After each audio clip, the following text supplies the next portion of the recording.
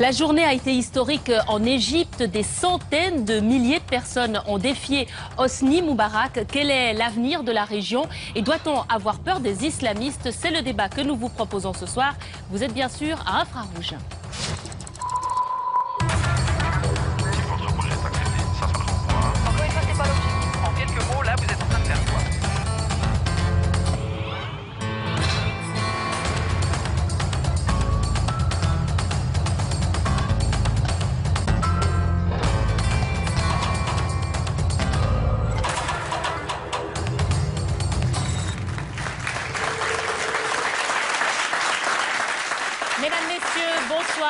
Mesdames, Messieurs, bonsoir. Bienvenue à Infrarouge. Le monde arabe est en ébullition. Cette soif de liberté va-t-elle toucher d'autres pays arabes? Et puis, doit-on avoir peur d'une récupération du mouvement par les islamistes? Autant de questions que nous allons aborder ce soir avec nos nombreux invités que vous allez découvrir tout au long de ce débat. Mais tout d'abord, j'aimerais faire réagir mes invités à cette information. Une information qui est tombée. Hosni Moubarak devrait intervenir selon la chaîne Arabia d'une minute à l'autre. Il renoncerait à se présenter à l'élection présidentielle de septembre, mais resterait au pouvoir jusque-là. Alors j'aimerais vous entendre, Tariq Ramadan, bonsoir. Bonsoir. Alors vous êtes d'origine égyptienne, interdit de séjour depuis 15 ans. Comment vous réagissez à cette information qui reste bien sûr à confirmer? Écoutez, je réagis comme on a pu réagir aux différentes interventions du président Hosni Moubarak et de son administration durant les derniers jours. On a l'impression qu'ils n'ont pas compris ce qui est en train de se passer sur le terrain. Aujourd'hui, ce sont des millions de personnes qui disent non au système et qui disent non à sa présence. Ça n'est pas des accommodements, et d'autant plus les accommodements qu'il a proposés, c'est-à-dire d'aller chercher quelqu'un qui travaillait dans les services de renseignement et de sécurité pour le mettre vice-président. Ça, c'était ce week-end. C'était ce week-end. Donc, en l'occurrence, ici, on a la perception d'un décalage entre ce qu'il comprend du message qui lui est envoyé et puis des exigences de la population. Ajoutez à cela que nous sommes dans une période où il reste en place, nous sommes dans une période de transition et que derrière la scène, énormément d'enjeux aujourd'hui se jouent et dont il faut tenir compte. Donc il ne faut pas penser qu'il prend des décisions tout seul dans le vide absolu. D'autres considérations sont en jeu. Gagner du temps, c'est aussi trouver les moyens d'une transition différente de celle à laquelle on pourrait s'attendre. D'accord. Alors, monsieur Mohamed Reza Jalili, bonsoir. Bonsoir. Alors, vous êtes un spécialiste du monde arabe. Vous êtes d'accord avec l'interprétation de Tariq Ramadan sur l'information qui tombe ce soir? Oui, qui reste à confirmer. Hein. Oui, je ne suis pas spécialiste du monde arabe, je suis plutôt spécialiste du monde iranien. Mais je confirme ce que monsieur Ramadan vient de dire. On vit un moment historique en Égypte. Aucun président égyptien n'a été dans cette situation. Il y en a eu 3. Chacun soit est mort de mort naturelle. Le second a été assassiné et M. Moubarak, s'il abandonne vraiment le pouvoir, une page de l'histoire de l'Égypte sera tournée et je pense que dans cette perspective, il y aura des effets qui dépasseront très largement les frontières de l'Égypte. Il y aura certainement effet de contagion. D'ailleurs, la situation égyptienne elle-même fait suite à la situation tunisienne, donc il y a déjà contagion et donc c'est un phénomène extrêmement intéressant. On a rarement vu des phénomènes de ce type, sauf par exemple avec la fin de la guerre froide, l'effondrement des républiques socialistes et populaires en Europe de l'Est. Donc c'est un phénomène qu'il faut suivre et qu'il faut regarder à travers l'ensemble de la région. Alors, on va parler de ce phénomène de contagion, mais je vous propose d'abord de découvrir les images qui ont été tournées aujourd'hui au Caire, des images impressionnantes, des images historiques, puisque c'était encore difficilement inimaginable il y a quelques semaines. Au moins 1 million d'Égyptiens sont descendus dans les rues aujourd'hui dans toute l'Égypte pour réclamer le départ donc, du président Hosni Moubarak. Au Caire, ces images que l'on découvre ici, des centaines de milliers de personnes se sont massées sur cette fameuse place Tahrir, devenue depuis une semaine le point de ralliement de la contestation. De grands rassemblements ont eu lieu dans d'autres villes d'Égypte, comme par exemple Alexandrie et Suez. Alors, j'aimerais dans un premier temps donner la parole aux Égyptiens que nous avons sur notre plateau. Je vous redonne la parole, Tariq Ramadan, hein, je l'ai dit, ça fait 15 ans que vous n'avez plus pu retourner en Égypte. Vous êtes d'ailleurs né à Genève, on connaît votre histoire. Mais qu'est-ce que ça vous fait de voir ce peuple, qui est quand même votre peuple, votre pays, manifester comme ça dans la rue? Ben, écoutez, beaucoup de fierté. Je vous avouerai franchement une chose, c'est que quand j'ai vu le peuple tunisien se lever, et qu'il a impressionné le monde entier par la fulgurance du phénomène. Je me suis dit, si seulement les Égyptiens avaient ce courage, s'ils pouvaient faire la même chose, car tous les ingrédients qu'on trouve en Tunisie, paupérisation, clientélisme, corruption et dictature, étaient et sont présents, avec encore une situation qui s'aggrave en Égypte, puisque vous avez 1 million de plus de nouveaux habitants, avec l'augmentation de la population chaque 8 mois. Donc on avait tout été présent, et l'impression que rien n'allait bouger. Mais vous avez été surpris quand même? Oui, bah, tout à fait, surpris, parce que je pense que c'était pour plusieurs raisons. D'abord parce que l'Égypte est un pays géostratégiquement très important, que nous sommes proches du conflit israélo-palestinien, que c'est une base avancée des Américains et de leurs intérêts régionaux. Et donc, je n'imaginais pas que ce qui s'était passé en Tunisie allait être possible. Cela étant, il faut savoir que les Américains s'étaient très impliqués en Tunisie. Ils étaient très impliqués avec le départ de Ben Ali et avec le calme de l'armée. Et on a exactement le même scénario. Donc beaucoup de fierté vis-à-vis du peuple, mais sans aucune naïveté. Ce sera extrêmement difficile. Il faut rester prudent et accompagner le mouvement de la fierté d'un peuple qui se soulève sans naïveté des intelligences qui analysent. Mireille Zaki, alors vous d'habitude on vous entend parler du BS, là c'est pour, pour vos origines hein, que vous êtes là ce soir, puisque vous êtes égyptienne, vous y avez d'ailleurs vécu jusqu'à l'âge de 8 ans, vous êtes née au Caire. Ce sentiment de fierté, vous le partagez aussi ? Oui, un sentiment de fierté et d'admiration, absolument une surprise au quotidien de voir que ça dure, parce que j'y croyais pas. Le peuple égyptien est apathique depuis tant d'années, et quand il y a des événements, il y a une répression très forte de la part de la police, pas de l'armée, mais des services de sécurité de la police qui est vraiment légendaire en termes de force de répression. N'importe quel groupuscule activiste, on sait qu'ils finissent en prison très vite, que la population carcérale est énorme, que vraiment ce gouvernement avait une manière évidemment totalitaire de tenir toute forme de contestation, que les activistes des droits de l'homme, comme des professeurs à l'université américaine, étaient en prison.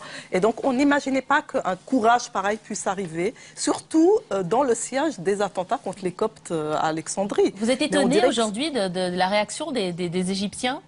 Oui, parce que c'est un espèce de courage contagieux qui s'est propagé, où les gens n'ont pas peur d'aller devant les coups de feu tirés par l'armée. Donc vraiment, il y a un rouleau compresseur qui va aller jusqu'au bout. C'est pour ça que je m'étonne d'ailleurs que Moubarak puisse ce soir faire l'annonce qu'il va rester jusqu'en septembre. Il a de facto perdu le soutien des États-Unis qui disent qu'il faut un gouvernement de transition. Même l'armée a dit que les revendications du peuple étaient légitimes, alors que l'armée était la clé du soutien à Moubarak, et que son fils est probablement à Londres maintenant, caché là-bas pour sa sécurité. Et donc, il n'y aura pas de succession, il n'y aura pas de reconduction de sa présidence. Donc, à quoi servirait qu'il reste jusqu'en septembre? D'accord. Alors, Manon Chic, hein, vous représentez Amnesty International. On entend Mireille Zaki parler de peur, de répression. Les Suisses vont en vacances en Tunisie, en Égypte. Beaucoup ne savaient pas ce qui se passait dans ce pays. Ils découvrent un petit peu ce manque de liberté qu'il y avait dans ces pays. Vous, ça vous a étonné, ça ? Ça m'étonne qu'on puisse effectivement ne pas encore savoir ce qui se passait en Tunisie notamment ou en Égypte. En Égypte, c'est quand même un gouvernement qui, depuis 30 ans, a instauré un état d'urgence qui donc empêche tout rassemblement public, qui permet un mandat très élargi à la police, donc une arrestation sans mandat, des gens qui sont détenus. On parle de milliers de personnes qui sont détenues dans les prisons. Donc aussi une impossibilité pour les partis politiques de se présenter aux élections. Il y a eu les élections législatives en novembre et décembre. De facto, en fait, la plupart des partis ont été exclus du Parlement. Et donc, on voit une situation qui finalement n'est pas extrêmement nouvelle, puisque ça dure depuis 30 ans et que la répression augmente depuis 5 ans, et les gens sont surpris. Mais finalement, tant mieux si les gens sont surpris. Je crois que tant mieux aujourd'hui qu'on voit cet immense mouvement de foule, qu'on voit les revendications des manifestants et qu'on voit des manifestations extrêmement pacifiques. Je trouve que ça, il faut effectivement le souligner. On voit des gens qui, certainement, sont désespérés d'être au chômage, de ne pas avoir d'objectifs dans la vie. Hein. Il y a quand quand même 40% de la population en Égypte qui vit en dessous du seuil de pauvreté, avec moins de 2 $ avec par jour. Un taux de chômage très élevé, un taux de notamment chômage chez les jeunes. énorme, un taux de chômage énorme, et donc aucune perspective. Et donc ces gens descendent dans la rue, mais sans violence. Je parlais tout à l'heure à mon collègue qui est sur place, il me disait, c'est une atmosphère de carnaval, cette manifestation, mais avec quand même de la colère, mais en même temps, personne n'a l'idée de prendre des pavés et de les jeter sur la police. D'ailleurs, la police était très peu présente. Et je pense que c'est très important de souligner ce mouvement qui est extrêmement pacifique pour l'instant et de souhaiter que ça continue comme ça et qu'il y ait, si possible, le moins de répression possible qui s'abattent sur les manifestants. Alors j'aimerais entendre deux personnes qui reviennent de Tunisie, dont vous, Jalel Matri, vous êtes d'origine tunisienne. Vous êtes retourné à Tunis depuis la révolution islamique et c'est un petit peu les mêmes constatations que vous avez faites là-bas. Cette espèce de vent de pacifisme. Populaire. Qu'est-ce que j'ai dit? Ah non, voilà.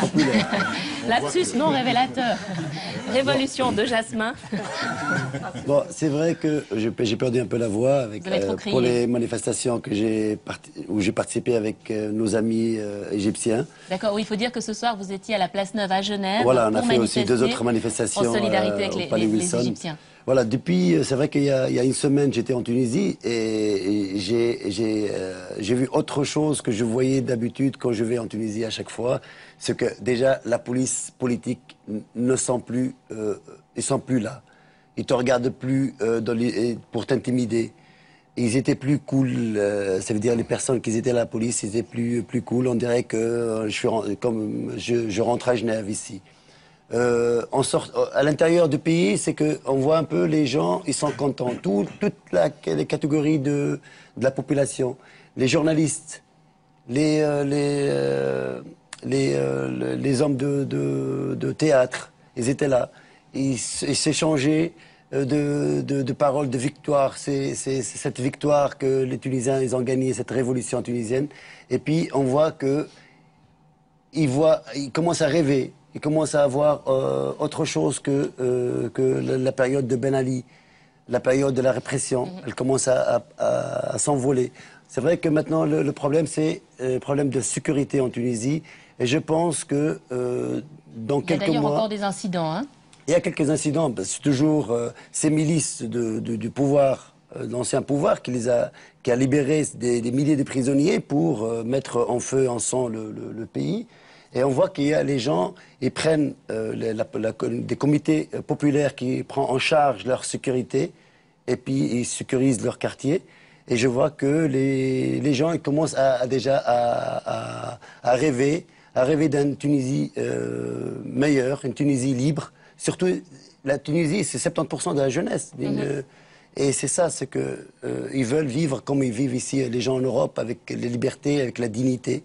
Et c'est ce qui le manquait. Alors, Antonio Gers, vous étiez avec lui, vous êtes rendu ce week-end en Tunisie. Vous étiez avec d'autres opposants tunisiens qui n'étaient plus retournés dans le pays quand même depuis très longtemps. J'imagine que ça devait être un moment émouvant pour eux. Effectivement, je crois que toutes les personnes qui ont dû s'exiler pour des raisons politiques reviennent sur leur terre avec toujours beaucoup d'émotions, de retrouver les lieux, de voir comme ils ont évolué. Mais j'aimerais revenir quand même sur cette question que vous avez posée tout à l'heure, Manon Chic, sur la surprise un petit peu de l'Occident de ces mouvements et la surprise aussi de constater que finalement il y avait des dictatures militaires. Et je crois qu'aujourd'hui on doit vraiment prendre acte de ce qui se passe dans ces pays arabo-musulmans et constater que quand même, notamment depuis une vingtaine d'années, depuis le 11 septembre 2001, l'Occident a un peu résumé les pays arabo-musulmans à deux options, soit les islamistes intégristes, soit des régimes dictatures militaires. Et on a dit, ces dictatures militaires, elles font barrage à l'extrémisme. Et on a complètement occulté que finalement, dans ces pays, il y avait des populations qui aspirent à vivre dans la démocratie, dans le pluralisme, dans le respect des droits de l'homme, dans une vision de progrès, de partage, et qu'aujourd'hui, finalement, c'est cette population qui se réveille aux yeux non seulement de leur propre régime, mais aussi aux yeux du monde. C'est-à-dire, finalement, on constate que oui, que les arabo-musulmans, les jeunes, notamment dans ces pays, aspirent à vivre dans une meilleure sécurité matérielle et que c'est ça ce qu'ils demandent, dans des espaces démocratiques et de liberté que l'on connaît, nous ici, qui sont du coup dans les valeurs très compatibles avec les nôtres. Et je crois que c'est cette erreur de vision qu'on a faite et malheureusement cette complicité L'Occident avec ses dictatures qui leur a aussi permis de durer aussi longtemps. On parle quand même de régimes de 20 ou 30 ans. Et voilà, aujourd'hui c'est le réveil et c'est tant mieux. On va débattre de toute cette question, mais tout d'abord je vous propose de revenir sur les événements à l'origine de ces manifestations. C'était notamment en Tunisie avec l'immolation d'un jeune homme. Je vous propose de redécouvrir ces images, elles sont commentées par Olivier Courte. Il s'appelait Mohamed Bouazizi. Le 17 décembre dernier, ce père de famille de 26 ans s'est immolé. La police tunisienne venait de saisir sa cargaison de fruits et légumes parce qu'il n'avait pas d'autorisation pour les vendre. Les rues de sa ville alors se sont embrasées. Ce que nous voulons, c'est de la dignité et un minimum pour vivre. Ici, quand les gens n'ont plus de quoi vivre, on leur distribue des calmants, c'est tout. Les émeutes se répandent dans tout le pays jusqu'à Tunis, la capitale. Le leitmotiv est toujours le même, du pain et de la dignité. Le 14 janvier, le président Ben Ali, au pouvoir depuis 23 ans, est contraint à l'exil. La révolte tunisienne va faire tache d'encre. 10 jours plus tard, c'est l'Égypte qui s'enflamme. Le peuple veut faire tomber le régime. Je partirai pas. Tant que Moubarak n'aura pas démissionné, je ne partirai pas. Dès le 25 janvier, les Égyptiens se mobilisent et réclament le départ du président Moubarak après 30 ans de règne. Dans les rues du Caire, des centaines de milliers de manifestants. Le changement viendra malgré la répression. Tout ça, c'est le signe de la fin d'une oppression et d'un régime corrompu. Ce qui se passe en Tunisie montre le chemin. Le peuple égyptien n'est pas prêt à renoncer à sa liberté. L'Égypte, 80 millions d'habitants et 40% de la population vivante au-dessous du seuil de pauvreté. Leurs espoirs sont immenses aujourd'hui. Cette soif de démocratie et de liberté va-t-elle atteindre d'autres pays arabes ?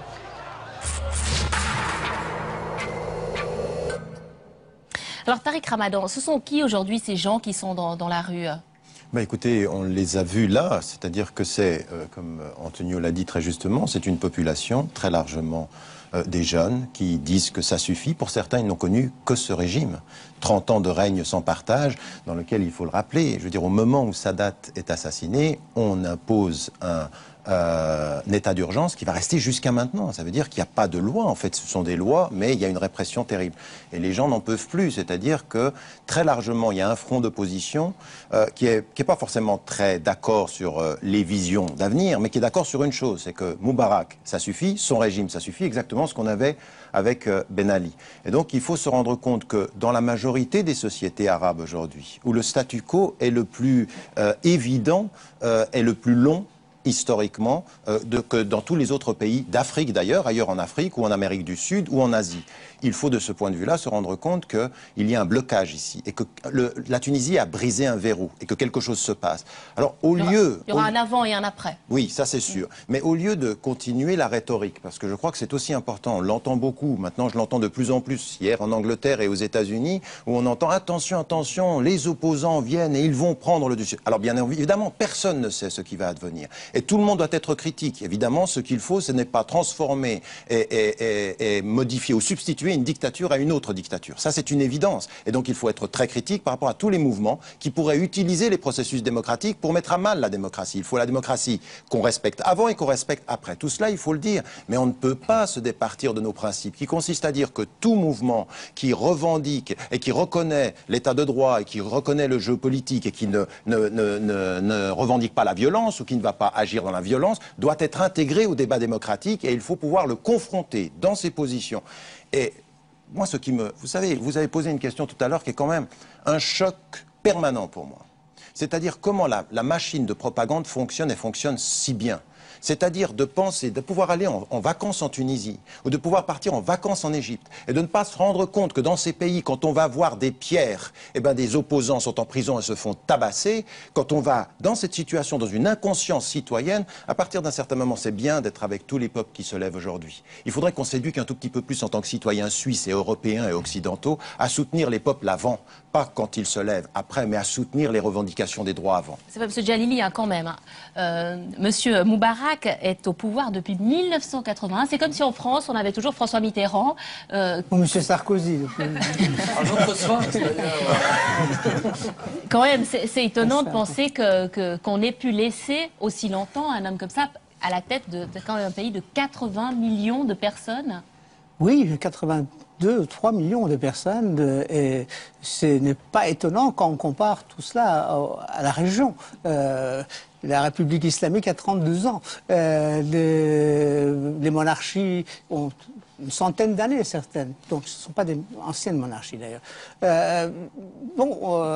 Il y a une dynamique qui s'est engagée. Ce qui est très intéressant, à mon avis, au-delà de la Tunisie et de l'Égypte, c'est qu'on assiste à un changement fondamental des formes de transformation politique. C'est-à-dire que toutes les révolutions du XXe siècle ont été des révolutions de type léniniste. C'est-à-dire qu'il y avait un projet, qu'il y avait un leadership organisé, qui savait ce qu'il voulait et qui organisait ces événements. Même la révolution islamique en Iran, il y avait un leadership, d'ailleurs inspiré et aidé par les communistes pour atteindre le pouvoir. Aujourd'hui, en Tunisie et en Égypte, il n'y a pas de leadership. On cherche un leadership. Pour le moment, c'est la nation, c'est le peuple. Et le petit peuple, ce monsieur qui s'est immolé en Tunisie, il représente le bas de la société, les racines de la misère dans ce pays. Donc, je trouve que là, donc le monde a changé. La technologie a changé aussi. Tous ces appareils. L'importance des réseaux sociaux. Tout à fait. Et donc là, nous sommes en train d'assister à un phénomène qu'on va peut-être encore retrouver souvent dans le nouveau siècle dans lequel nous sommes entrés. Et ça, c'est un phénomène vraiment qui doit interpeller tous les politologues et tous les historiens parce que c'est un phénomène extrêmement intéressant. Alors, je vous propose que maintenant, on se rende au Caire où nous retrouvons en direct Laurent Bourcalter. Bonsoir. Bonsoir. Alors on l'a dit en début de cette émission, la chaîne Al Arabiya qui annonce que Hosni Moubarak annoncerait ce soir qu'il ne se représenterait pas en septembre. C'est des rumeurs qu'on entend au Caire. Ce que je viens d'apprendre à l'instant, c'est que la télévision égyptienne a communiqué qu'elle allait bientôt diffuser une importante information là dans les instants qui suivent. Donc à voir si ce sera cette annonce que le président Hosni Moubarak a décidé de ne pas se représenter aux prochaines élections de septembre. Et si tout cela devait s'avérer exact, il faudra encore attendre pour voir la réaction des manifestants, car ceux-ci demandent son départ, pur et simple. Accepterait-il une solution de compromis? Il y a peu de chance. Alors, Laurent Bourcalter, vous étiez aujourd'hui au Caire, vous avez assisté à ces manifestations. On a parlé ici d'un climat très bon enfant dans les manifestations. Vous confirmez ? Oui, une manifestation très bon enfant, mais des participants extrêmement déterminés. Certains protestataires l'ont confié à notre équipe cet après-midi qu'ils marcheraient sur le palais présidentiel vendredi si Hosni Moubarak est toujours là. Donc voilà, des manifestants qui font preuve d'une extrême ténacité. Cet après-midi, ils étaient plus de 200 000 au plus fort de la journée. Ce soir, en ce moment, ils sont encore des dizaines de milliers. Il fait froid, il y a le couvre-feu. Tout cela ne les décourage pas. J'ai vu des slogans tout à l'heure comme dégage poliment, autrement on viendra te chercher à la maison. Et aussi cette pancarte que j'ai vue avec le dessin d'un avion. Le parallèle avec l'ex-président tunisien Ben Ali est percutant. Merci beaucoup Laurent, et il va de soi que si nous avons des informations, nous les donnerons au cours de cette émission.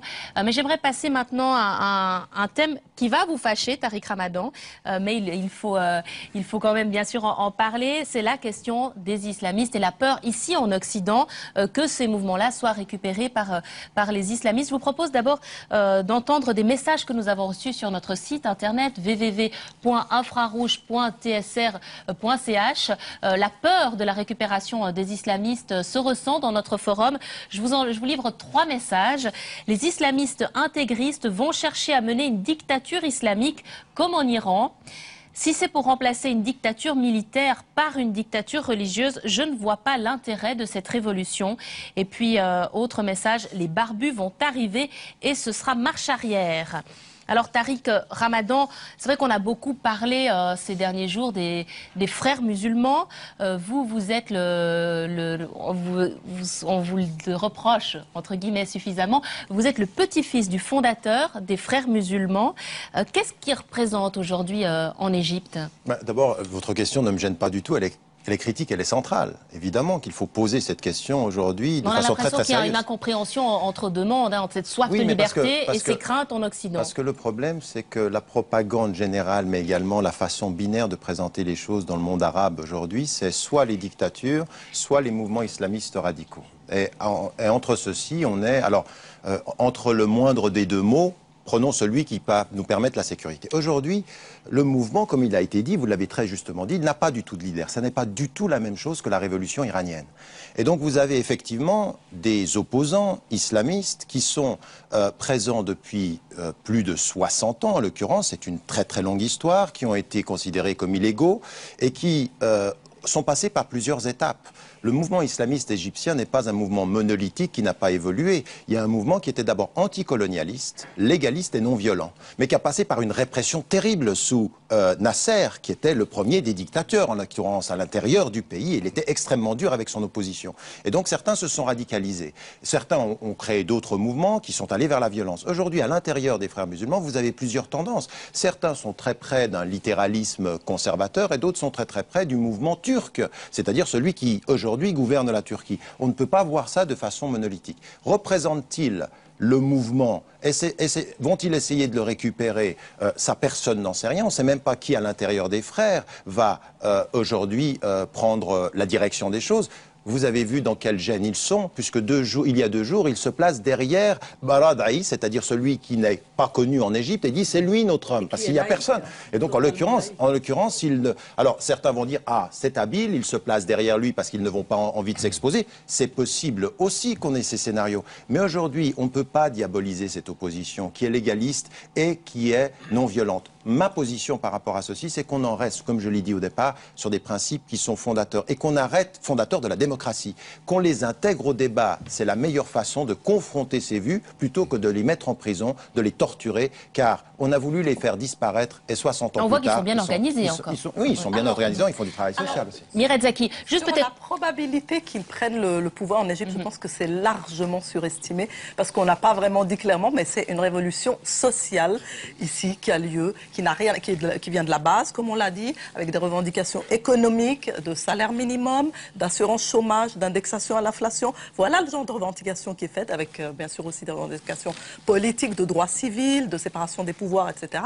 Et elle n'est pas du tout idéologique, c'est ça qui est intéressant. Elle n'est pas partie du mouvement des frères musulmans ou d'aucun mouvement religieux ou donc vous ne craignez pas qu'elle soit récupérée. Et donc, voilà, alors ils sont venus tard se joindre au mouvement du mouvement du 6 avril de la rue, là, de ces jeunes, et ils se sont mis avec El Baradei, qui n'est même pas lui-même légitime ou vraiment reconnu par les partis d'opposition établis, qui sont Al-Wafd et le Rassemblement, gauche et libéral. Et donc ces mouvements-là sont maintenant une nébuleuse dans laquelle se sont greffés les frères musulmans tardivement.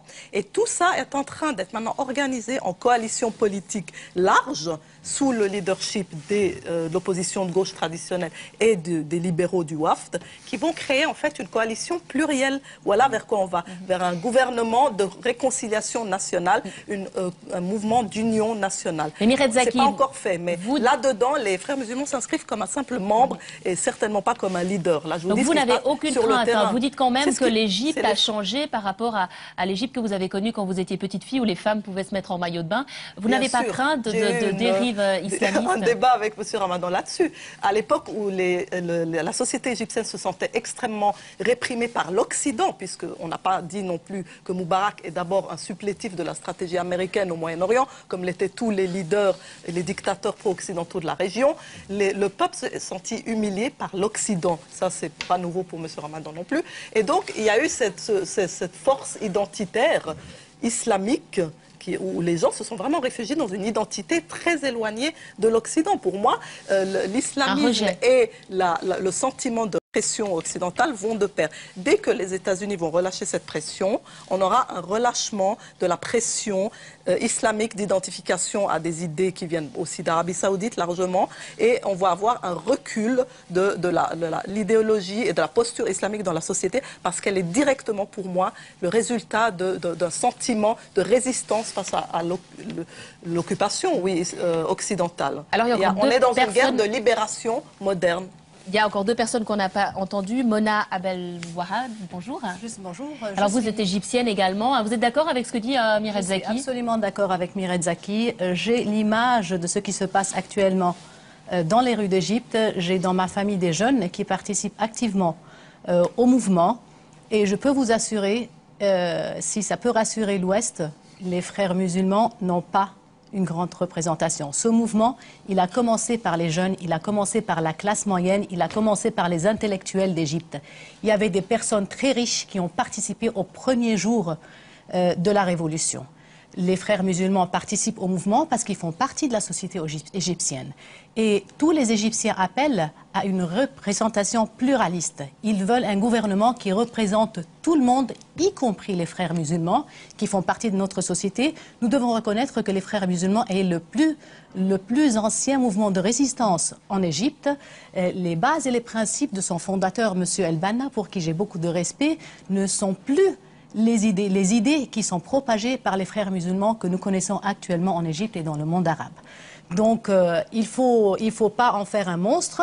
La carte du monstre islamique réactionniste, c'est la carte qui a été toujours posée par les Américains pour faire peur, pour intervenir en Irak, pour intervenir en Afghanistan, pour accaparer le pétrole et le gaz du monde, appelant les choses par leur nom. C'est quoi le poids électoral aujourd'hui Et si M. Moubarak est encore au pouvoir aujourd'hui, c'est parce qu'il a encore le soutien des Américains, il a encore le soutien de l'Ouest.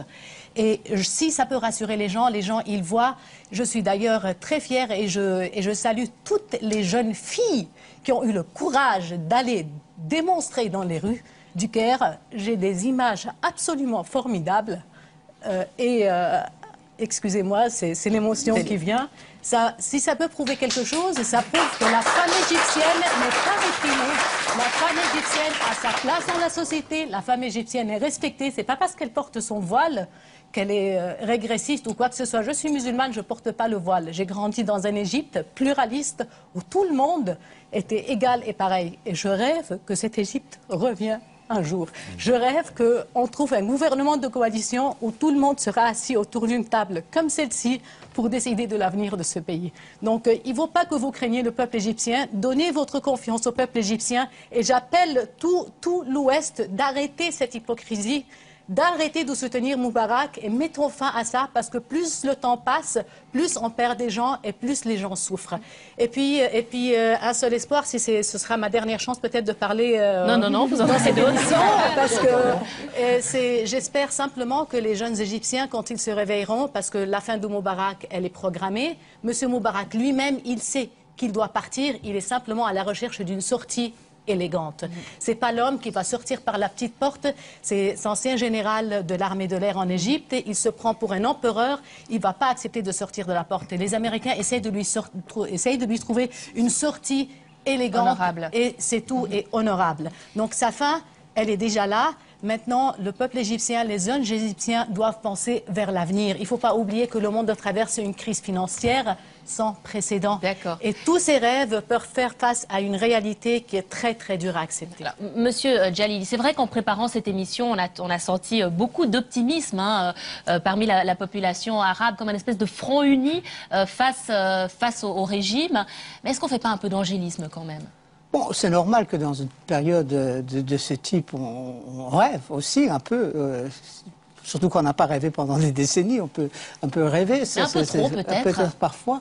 Mais évidemment, le phénomène islamiste existe en Égypte, et depuis bien longtemps. C'est d'ailleurs le premier pays où il y a eu un mouvement islamiste, qui a d'ailleurs inspiré Khomeini. Et les premiers islamistes iraniens ont été formés avec les frères musulmans en Égypte et ils sont venus en Iran. Mais le problème aujourd'hui, c'est qu'il ne faut pas surestimer ni sous-estimer les islamistes. Si Inch'Allah, il y a une démocratie en Égypte, les islamistes, frères musulmans ou autres, auront voix au chapitre. Et ils seront Vous ne croyez pas élus, qu'il se passe ce qui s'est passé en Iran, dans votre pays? Peut-être l'Égypte a une chance que l'Iran n'avait pas. Parce qu'au moment où la révolution islamique s'est produite en Iran, personne ne savait ce que c'est qu'une république islamique. Aujourd'hui, les Égyptiens peuvent observer ce qui se passe en Iran, qui est quand même un des régimes les plus répressifs qui existent. En 30 jours, depuis le 1er janvier, il y a eu 88 personnes qui ont été pendues en Iran. Les organisations humanitaires et des droits de l'homme le savent. Donc, ce n'est pas un modèle qui inspire la société égyptienne pour aller dans cette direction-là. Donc, la révolution islamique n'est pas tellement exportable, ou la République islamique plutôt n'est pas tellement exportable, même pas en Afghanistan. Tariq Ramadan. Oui, moi, juste une chose, parce que implicitement dans votre question, ça reste quand même l'idée d'un épouvantail, et on aurait une espèce de bloc monolithique où seraient tous les islamistes. Il ne faut pas du tout aborder la question de cette façon-là, ni en Afrique du Nord, ni au Moyen-Orient. Parce que si vous écoutez les acteurs de ces mouvements-là, vous avez des positions qui sont tout à fait intéressantes et qui ont évolué sur la question de la démocratie, sur la question du modèle. Je pense qu'il faut faire très très attention. Cette diabolisation a fait le jeu pendant longtemps de ce dont on parlait, la perception binaire. On ne pourra, et il ne faut considérer les choses que dans la confrontation. Aujourd'hui, vous ne pouvez pas, dans le monde majoritairement musulman, négliger le référent islamique. La question est de savoir comment ce référent va être intégré à la question politique. Alors, est-ce que c'est en suivant le modèle iranien? Est-ce que c'est en suivant le modèle saoudien? Est-ce que c'est autre chose qui se passe? Mais à force... Pardon? Suivant le modèle turc. Voilà, exactement. C'est exactement ce que je voulais dire. On a une diversité de tendances. Qu'est-ce qu'on a dit avant que les Turcs arrivent au pouvoir? C'est impossible. Ils sont islamistes. Ce sont ceux qui aujourd'hui ont montré une capacité d'évolution et d'intégration de l'élément féminin à leur représentation politique qu'on n'a jamais dans le clan du Moubarak. Pour vous, c'est un modèle, la Turquie? Il n'y a pas de modèle pour moi. C'est un très très bon exemple d'une évolution et d'une discussion. Je suis assez critique d'ailleurs par certains choix économiques de la Turquie, mais je trouve intéressant sur le plan du référent les nouvelles perspectives qu'ils ouvrent. Et donc laissons cela apparaître. Il faut faire confiance à la capacité critique des peuples, plutôt que de juger avant eux de ce qui est bon ou pas, parce qu'on a l'impression que c'est quand même l'imposition occidentale qui joue toujours. Alors, j'aimerais encore entendre quelqu'un, c'est M. Wardiri. Hein, vous êtes très connu des romans, un de plus, puisque vous avez été pendant très longtemps le porte-parole de la mosquée de Genève. Qu'est-ce que vous répondez, vous, à ces gens qui disent, mais dans le fond, on préférait presque une bonne dictature à une république islamique? Je trouve que c'est mépriser le peuple que de parler ainsi. De tout temps, on a considéré ces peuples comme des peuples mineurs, des peuples qui n'étaient pas suffisamment mûrs pour pouvoir faire leur choix. Je trouve dommage que ces discours sont tenus par des gens qui sont démocrates, des gens qui défendent la démocratie chez eux et qui, en même temps, entretiennent la dictature chez les autres.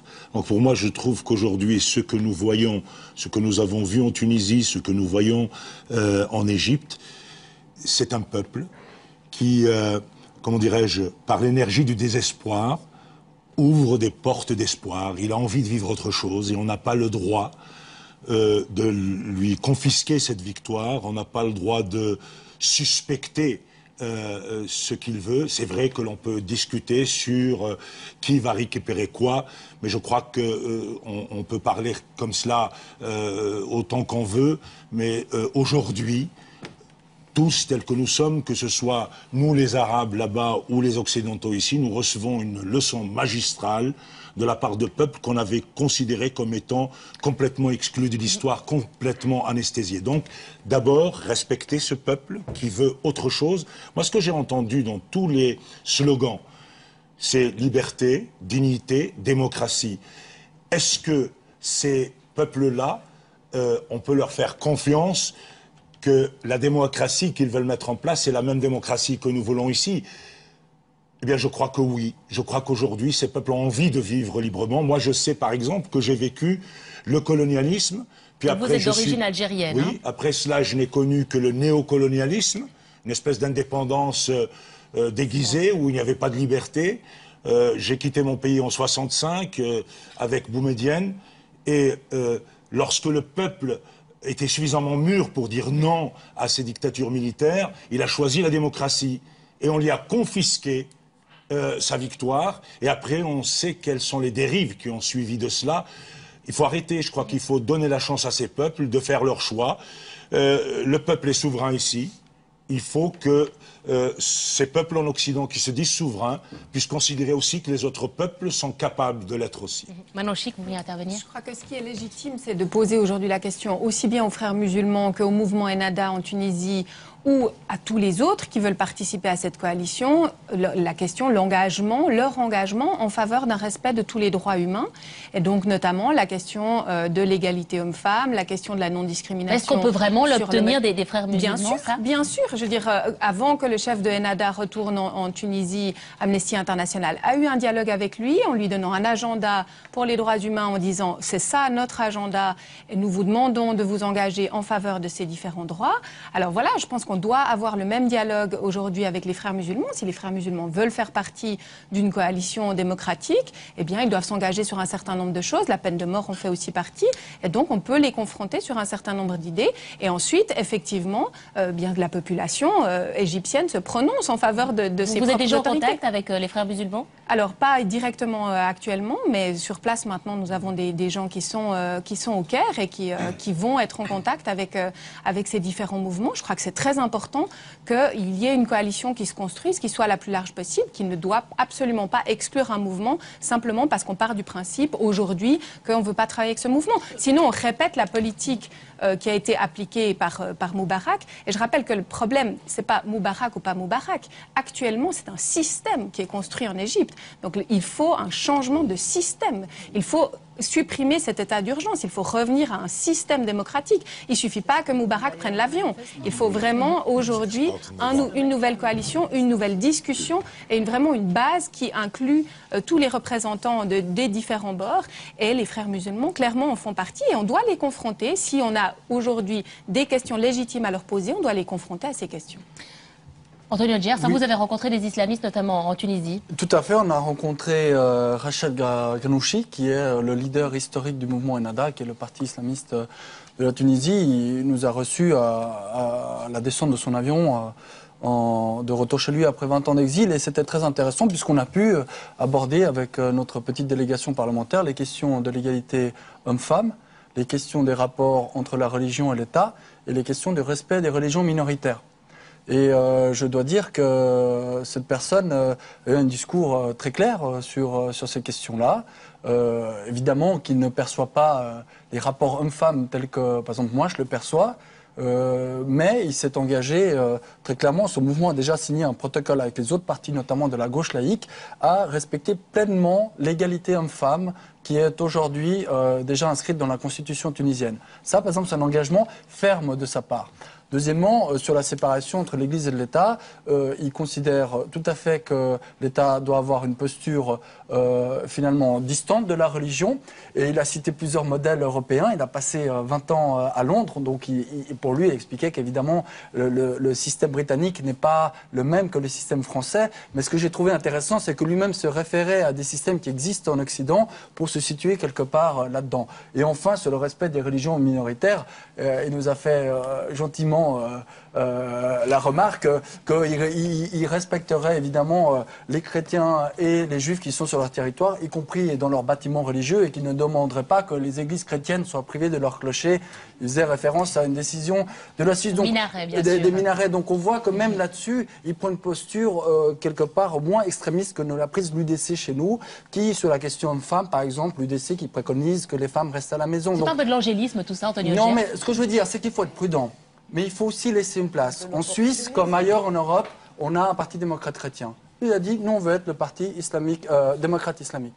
C'est-à-dire un parti qui se réfère à des valeurs religieuses, mais qui accepte le jeu démocratique. Et je crois que c'est ça le fondement de l'affaire. C'est est-ce qu'il accepte le jeu démocratique, du pluralisme, du respect des droits fondamentaux. Cela comme ça, qui participent de manière minoritaire au Parlement.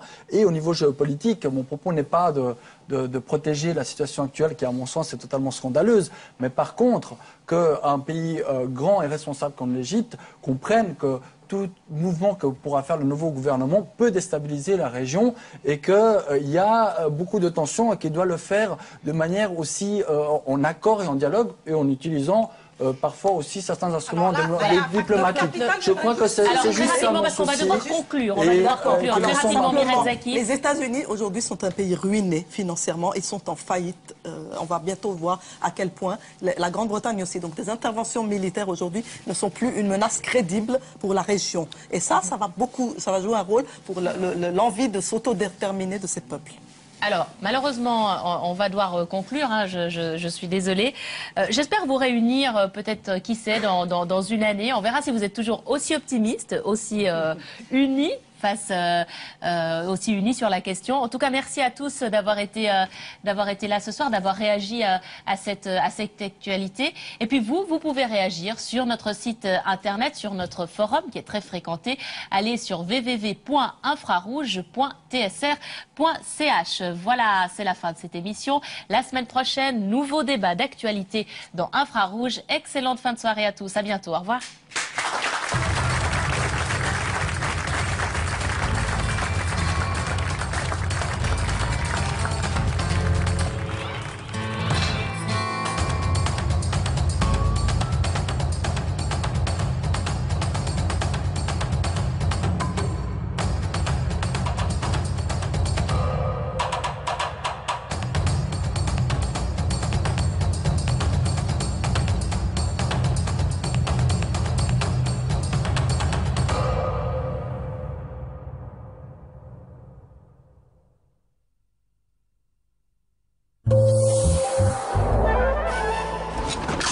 Allez, vas-y, saute dans l'eau, t'auras pas mal. Allez! Liquide-le, il a buté un arbre. Quoi? Tout de suite, Nocturne, celui qui éteint la lumière.